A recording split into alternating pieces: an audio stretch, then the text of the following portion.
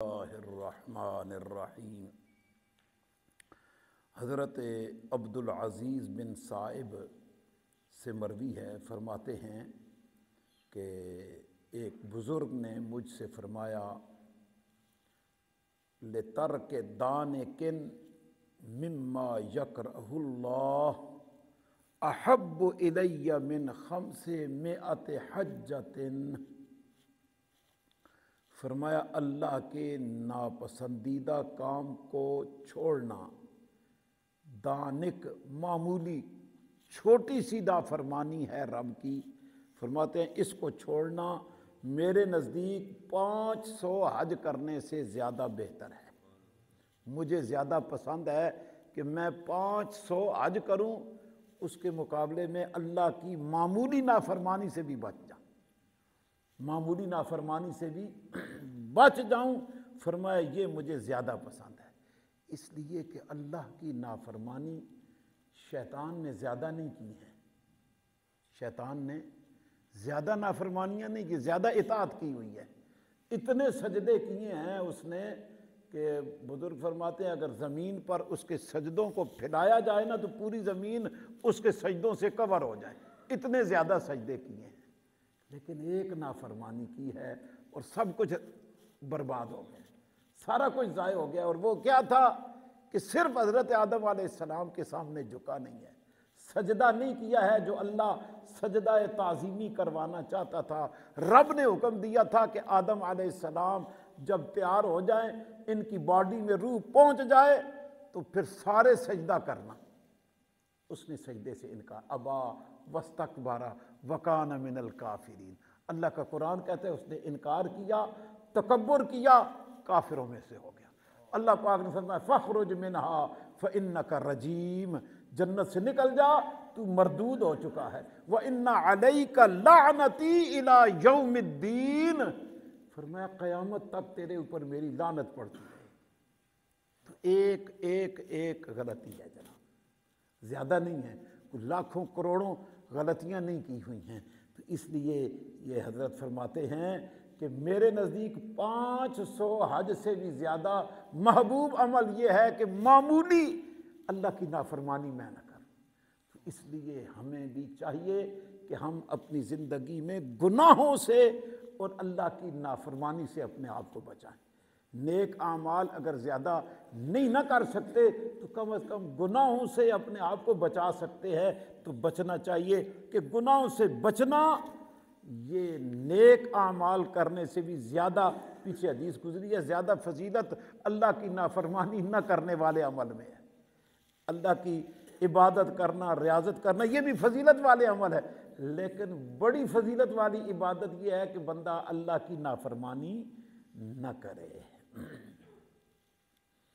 اگلی روایت حضرت حسن بصری رضی اللہ تعالی عنہ سے کی گئی ہے، فرماتے ہیں افضل العبادہ، سب سے زیادہ فضیلت والی عبادت التفکر والورع، تفکر غور و فکر کرنا، غور و فکر کرنا، والورع اور ورع اختیار کرنا، پرہیزگاری اختیار کرنا، یہ دو چیزیں فرمایا افضل العبادہ، عبادت میں سب سے زیادہ فضیلت والے عمل ہیں۔ ہم جو اعمال کرتے ہیں ان اعمال میں فضیلت والے عمل کیا ہیں کہ تفکر کرنا۔ تفکر کس میں؟ اللہ کی کاریگری، اللہ کی مخلوقات میں اللہ نے جو کچھ بنایا ہے کیسے، اس کے اندر غور کرنا کہ اس کے اندر ہمیں رب کی قدرت نظر آتی ہے، اس کے اندر ہمیں رب کی کاریگری نظر آتی ہے۔ تو تفکر جو ہے یہ تتفکرون فی الدنیا والآخرہ، اللہ قرآن میں فرماتا ہے کہ دنیا اور آخرت کے معاملات میں غور و فکر کرتے ہیں، اور یہ بھی دیکھنا کہ میں نے دنیا کے لیے کیا بنایا ہے اور میں نے اپنی قبر اور حشر کے لیے کیا بنایا ہے، پچھلوں کے لیے کیا چھوڑ کے جا رہا ہوں اور آگے اپنے لیے کیا ساتھ لے کے جا رہا ہوں۔ یہ بھی غور و فکر کرنی چاہیے کہ میں اپنی آل اولاد اور اپنے رشتہ داروں کے لیے کیا کر کے جا رہا ہوں اور اپنے ساتھ جو لے کے جا رہا ہوں وہ کتنا کچھ ہے۔ تو اس لیے ہمیں اپنے اعمال میں ایسے اعمال کی کثرت کرنی چاہیے جو ہمارے ساتھ ہی چلے جائیں، جو ہمارے ساتھ کیا کرے، چلے جائیں۔ اس دنیا میں تو بڑا تھوڑا سا ٹائم لے کے آئے، بڑا تھوڑا معمولی وقت ہے۔ ایک دن فیس بک پہ کسی نے لکھا ہوا تھا کہ آپ اپنی زندگی پہ غور کریں نا، تفکر کی بات آ گئی ہے، تو 100 سال پیچھے چلے جائیں، صرف 100 سال، 1000 سال پیچھے نہیں، صرف 100 سال جہاں آپ رہ رہے ہیں، جو کچھ آپ کر رہے ہیں، اس جگہ کا مالک کوئی اور تھا، تمہارا نام نہیں تھا، کسی اور کے نام پہ یہ جگہ تھی، یہ سارے آج تمہارا نام ہے، اگلے 100 سال کے بعد تمہارا نام و نشان ختم ہوگا، تمہیں کوئی بندہ جانتا بھی نہیں ہوگا کہ تم کون تھے، کیا کرتے تھے، تمہارا کیا حساب کتاب تھا، سب ختم۔